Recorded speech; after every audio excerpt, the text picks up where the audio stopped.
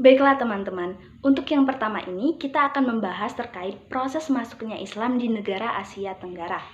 Perlu kalian ketahui bahwa negara Indonesia ini merupakan negara yang sangat berperan penting dalam perkembangan Islam di negara Asia Tenggara. Karena salah satu daerahnya yaitu Selat Malaka merupakan pusat pelayaran dan perdagangan internasional yang menghubungkan negara-negara jauh di Asia Timur, Asia Tenggara, serta Asia Barat.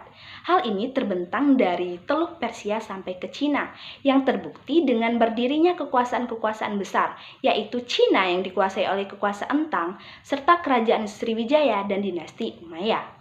Teman-teman juga harus tahu bahwa proses masuknya Islam di negara Asia Tenggara itu tidak secara bersamaan, melainkan dengan kurun suatu waktu yang begitu panjang dan berbeda-beda. Hal ini disebabkan oleh sistem politik serta budaya dan sosial mereka yang pada saat itu berbeda-beda. Baiklah, untuk selanjutnya kita akan membahas terkait fase-fase perkembangan Islam di negara Asia Tenggara. Untuk yang pertama ialah pada saat kehadiran para pedagang muslim, yaitu pada tahun 7-12 Masehi. Fase ini diyakini sebagai fase permulaan dari proses sosialisasi Islam di kawasan Asia Tenggara, yang dimulai dengan kontak sosial budaya antara pendatang muslim dengan penduduk setempat. Pada fase pertama ini, tidak ditemukan data mengenai masuknya penduduk asli ke dalam Islam. Bukti yang cukup jelas mengenai hal ini baru diperoleh jauh kemudian hari, yakni pada permulaan abad ke-13 atau 7 Hijriah. Jadi sangat mungkin dalam kurun abad 1-4 Hijriah tersebut terdapat hubungan perkawinan antara pedagang muslim dengan penduduk setempat, hingga menjadikan mereka beralih menjadi agama Islam. Tetapi ini baru tahap dugaan saja teman-teman. Jadi walaupun di Leran, tepatnya di Gresik, terdapat sebuah batu nisan yang bertuliskan Fatimah binti Maimun yang wafat pada tahun 475 Hijriah, namun dari bentuknya, nisan itu menunjukkan pola gaya hias makam pada abad ke-16 Masehi, seperti yang ditemukan di Campa, yakni berisi tulisan yang berupa doa-doa kepada Allah Subhanahu wa Ta'ala. Untuk fase yang kedua ialah pada saat fase terbentuknya kerajaan Islam, yaitu pada abad ke-13 sampai 16 Masehi. Fase kedua ini Islam semakin tersosialisasi dalam masyarakat Nusantara dengan mulai terbentuknya pusat kekuasaan Islam. Pada akhir abad ke-13 ini, Kerajaan Samudra Pasai sebagai kerajaan Islam pertama di Indonesia berhasil merebut jalur perdagangan di Selat Malaka yang sebelumnya dikuasai oleh kerajaan Sriwijaya. Hal ini terus berlanjut hingga pada permulaan abad ke-14 berdiri kerajaan Malaka di semenanjung Malaysia. Malaka ini membuat Islam sangat berkembang di pesisir timur Sumatera dan semenanjung Malaka. Di bagian lain, di Jawa juga sudah memperlihatkan bukti kuatnya peranan kelompok masyarakat muslim terutama di pesisir utara. Dan yang terakhir ialah pada fase pelembagaan sosial. Nah, pada fase ini, sosialisasi Islam itu tak terbendung lagi masuk ke pusat-pusat kekuasaan, merembes terus sampai hampir ke seluruh wilayah. Hal ini tidak bisa dilepaskan dari peranan para penyebar dan pengajar Islam. Mereka menduduki berbagai jabatan dalam struktur birokrasi kerajaan, dan banyak juga di antara mereka menikah dengan penduduk pribumi.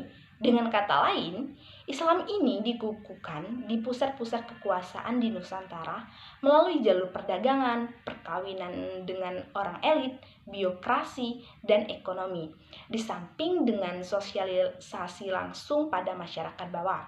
Jadi pengaruh Islamisasi ini yang pada awalnya hanya berpusat di satu tempat saja telah meluas jauh ke wilayah-wilayah lain di Asia Tenggara.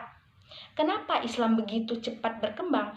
Yaitu karena dapat diterima dengan baik di masyarakat. Karena penyebaran Islam ini dengan jalan damai, tidak pernah ada ekspedisi militer ataupun kekerasan untuk mengislamisasikan warga-warga setempat. Selanjutnya, kita akan membahas teori apa saja terkait masuknya Islam ke Asia Tenggara. Untuk teori pertama ialah teori kedatangan Islam ke Asia Tenggara dari Arab, yang mana hal ini dibuktikan dengan adanya salah satu perkampungan Arab di Sumatera, tepatnya di Barus pada tahun 625 Masehi. Yang kedua yaitu persamaan penulisan dan kesastraan Asia Tenggara dan Arab. Yang ketiga, karya-karya yang menceritakan pengislaman raja tempatan oleh sek-sek dari Arab. Contohnya, Hikayat Raja-Raja Samudra Pasai mengatakan Raja Malik diislamkan oleh ahli sufi dari Arab, yaitu Syekh Ismail. Dan yang kedua ialah teori kedatangan Islam di Asia Tenggara, yaitu dari Cina. Hal ini dibuktikan dengan beberapa hal. Pertama, pada batu Basurat, Trengganu, dan batu nisan yang mempunyai ayat-ayat Al-Quran di Pekan Pahang. Yang kedua, wujud persamaan antara seni bangunan Cina dengan seni bangunan masjid di Klaten, yang mana Melaka dan Jawa seperti bumbungan panggoda, yang mana hal ini merupakan ciri khas atap genteng dari Cina. Dan yang terakhir ialah teori kedatangan Islam ke Asia Tenggara dari India atau Gujarat. Terdapat beberapa bukti, yaitu pertama, terdapat batu marmer pada batu nisan mempunyai ciri buatan India. Contohnya di batu nisan Raja Malik Pasai. Yang kedua, unsur budaya India amat banyak kita jumpai di negara Asia Tenggara. Dan itulah beberapa teori terkait masuknya Islam ke negara Asia Tenggara. Setelah kita mempelajari fase-fase atau tahap-tahap dan teori apa saja yang mempengaruhi masuknya Islam di Asia Tenggara, selanjutnya kita akan membahas satu persatu bagaimana sih perkembangan Islam sendiri di negara-negara di Asia Tenggara. Untuk yang pertama ialah kita akan membahas Indonesia. Di sini saya tidak akan terlalu banyak mengupas lagi karena baru minggu kemarin kita membahas terkait hal tersebut, yaitu perkembangan Islam di Nusantara. Sudah kita ketahui bahwa ada 3 teori dalam masuknya Islam ke Indonesia. Yang pertama teori Gujarat atau teori India, kedua teori Persia, dan juga teori Mekah. Dan yang selanjutnya ialah Islam di Malaysia. Islam di Malaysia merupakan agama resmi dengan negara federasi Malaysia. Hampir dari 50% dari 13 juta penduduknya adalah Muslim, dan sebagian besar di antaranya adalah orang-orang Melayu yang tinggal di semenanjung Malaysia. Perkembangan Islam di Malaysia telah membawa peradaban baru yang diakui dunia Islam. Sampai saat ini, Muslim Malaysia dikenal sebagai Muslim yang taat ibadahnya, kuat memegang hukum Islam, dan juga kehidupan beragamanya yang damai, serta mencerminkan keislaman agamanya yang baik di perkampungan maupun dalam pemerintahan. Mengenai hasil peradaban Islam di Malaysia ini juga tidak kalah dengan negara-negara Islam yang lain. Seperti di sana adanya bangunan-bangunan masjid yang megah seperti masjid di Ubaidiyah di Kuala Kancong, dan juga banyaknya bangunan-bangunan sekolah Islam, serta berlakunya hukum Islam pada pemerintahan Malaysia. Hukum Islam di sana itu mendapat kedudukan khusus karena dijadikan hukum negara. Selain itu juga keputusan yang diambil oleh Perdana Menteri Mahathir Muhammad pada tahun 1982 untuk menjalankan kebijakan penanaman nilai-nilai Islam dalam pemerintahan juga membuat peranan Islam semakin penting, terutama ketika kebijakan tersebut dilaksanakan secara nyata. Selanjutnya ialah Islam di negara Singapura. Jadi komunitas Muslim di Singapura terdiri dari 2 kelompok, yaitu kelompok migran dari wilayah Indonesia dan migran dari luar wilayah Indonesia, yaitu India dan Arab. Studi Islam di Singapura telah lama berkembang. Hal ini dapat dilihat dari hasil penelitian yang dilakukan oleh peneliti Muslim. Selanjutnya disebutkan bahwa etnis Melayu merupakan komunitas Muslim terbesar di Singapura. Tapi berdasarkan hasil sensus 1980 yang menyatakan bahwa orang-orang Muslim Singapura tertinggal dari etnis lain di bidang sosial ekonomi, maka lembaga-lembaga Muslim memberikan motivasi untuk meningkatkan pendidikan yang berkompetensi secara profesional.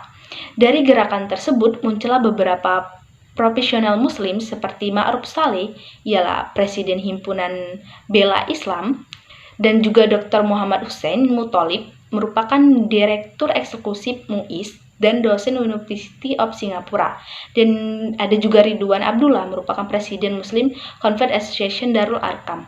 Sedangkan dalam bidang pendidikan pada tahun 1981 didirikan sebuah lembaga yang bergerak pada permasalahan pendidikan anak muslim atau Mendaki dan mendapatkan dukungan dari pemerintahan setempat.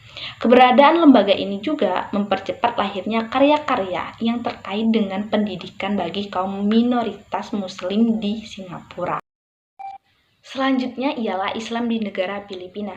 Jadi Islam tersebar di negara Filipina itu pada abad ke-6 Hijriah atau 12 Masehi. Saat itu, penjajah Portugis telah sampai di wilayah ini, kemudian disusul oleh Belanda dan Inggris yang datang pada tahun 1911. Sehingga terjadilah perlawanan dan juga revolusi, yang mana negara Singapura ini di bawah pelindungan negara Inggris. Dan negara Singapura ini mengumumkan diri sebagai negara republik yang merdeka pada tahun 1385 Hijriah. Adapun di Filipina, Islam tersebar hampir mencapai seluruh kepulauannya, yang mana juga banyak sekali pemerintahan Islam. Akan tetapi, muncullah arus pemilaran keagamaan yang dibawa oleh penjajahan Spanyol yang amat dibenci pada tahun 1928 Hijriah. Pada tahun 928 Hijriah, secara mendadak Spanyol ini menyerbu kepulauan-kepulauan Filipina. Mereka datang dengan membawa seluruh dendam orang-orang salib terhadap kaum muslimin. Maka situasi di Filipina saat itu hampir sama dengan situasi yang dialami oleh Islam di Andalusia. Jadi penjajahan Spanyol ini berada di Filipina sampai 4 abad, yang mana telah terjadi banyak sekali upaya-upaya penjauhan ajaran Islam dari generasi kaum muslim secara berturut-turut lewat jalan perperangan yang menghancurkan kaum muslim dan memaksa mereka untuk memeluk agama Nasrani dengan ancaman kekerasan. Sekalipun juga mampu mengalahkan pemerintahan, juga ada beberapa yang tidak bisa dikalahkan, sehingga di sana masih tersisa beberapa pemerintahan. Juga Spanyol belum bisa menguasai kepulauan Mindanao dan Sulu, sehingga pada saat Amerika kemudian menguasai kepulauan Filipina, yaitu tepatnya pada tahun 1317 Hijriah, maka timbullah perlawanan, penentangan, dan sangat berlangsung dari tahun ke tahun, sehingga setelah itu kaum muslimin menyerah karena mereka telah ditimpa penyakit yang sangat berbahaya, yaitu penyakit Huan, penyakit cinta dunia dan takut mati. Kemudian tersebarlah lagi berbagai penyakit kemiskinan, kebodohan, keterlatar-belakangan, dan di antara mereka. Pada saat itulah orang-orang salib menawarkan berbagai bantuan hingga akhirnya Islam surut kembali di negara itu. Amerika lalu mengumumkan kemerdekaan bagi Filipina pada tahun 1366 Hijriah. Sekarang ini Islam hanya tinggal ada di 13 wilayah di selatan Filipina yang sampai saat ini masih tetap menuntut pemerintahan dengan otonom segala upayanya. Selanjutnya Islam di negara Thailand. Jadi Islam di Muang Thai adalah agama minoritas, hanya 4% saja. Selain itu juga masyarakat Muang Thai ini banyak menganut agama Buddha dan Hindu. Orang Melayu Muslim merupakan golongan minoritas terbesar kedua di Muang Thai sesudah golongan Cina. Mereka tergolong Muslim Sunni dari mazhab Syafi'i yang merupakan mazhab paling besar di kalangan umat Islam. Di Muang Thai, ikatan-ikatan budaya telah membantu memupuk satu perasaan ketersaingan di kalangan mereka terhadap lembaga-lembaga sosial, budaya, dan politik di Muang Thai. Sejak bangsa Muang Thai untuk pertama kali menyatakan daerah itu sebagai wilayah yang takluk kepada kekuasaannya, pada akhir abad ke-13, orang Melayu Muslim terus-menerus memberontak terhadap kekuasaan Muang Thai.